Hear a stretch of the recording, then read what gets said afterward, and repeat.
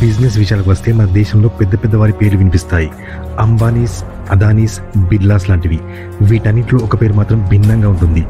Business చేశాడు కానీ business కన్నా ముందు దేశం గురించి ఆలోచించాడు. కంపెనీ ప్రాఫిట్స్ కన్నా ప్రజలకు బెనిఫిట్స్ ఇయ్యాలని ఆలోచించాడు.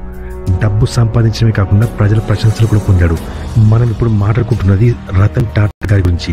రతన్ టాటా కేవలం పేరు కాదు, కోట్ల మందికి ఒక ఇన్స్పిరేషన్ లాంటి వాడు. ఇతను టాటా గ్రూప్ పేరుని ఆకాశం అంత ఎత్తుకు తీసుకెళ్లాడు. టాటా అన్ని సెక్టార్లో కూడా ఉంటుంది. ఐటీ సెక్టార్లో టీసీఎస్, అపారెల్లో జూడియో అండ్ వెస్ట్ సైడ్, వెహికల్స్లో టాటా మోటార్స్, అలాగే Tata Steel, Tata Tea, Tata Salt, ఇలా వందల కంపెనీస్ టాటా అండ్ కోలో ఆపరేట్ చేస్తుంటాయి. కానీ ఇక్కడ వరకు రావడం అంత ఈజీ అయిన పని కాదు. 150 సంవత్సరాల పరిశ్రమతో టాటా గ్రూప్ ఇప్పుడు ఈ స్టేజ్లో ఉంది.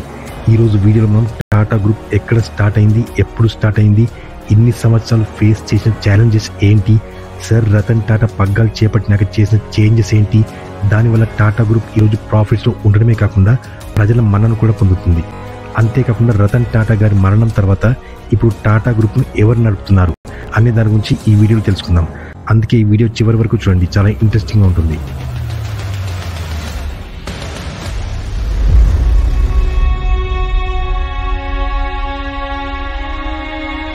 గ్లోబల్ చాట్స్ తెలుగు ప్రేక్షకులకి స్వాగతం. ఎన్నో ఆసక్తికరమైన వీడియోస్ కోసం మా గ్లోబల్ చాట్స్ తెలుగు ఛానల్ని సబ్స్క్రైబ్ చేసుకోండి.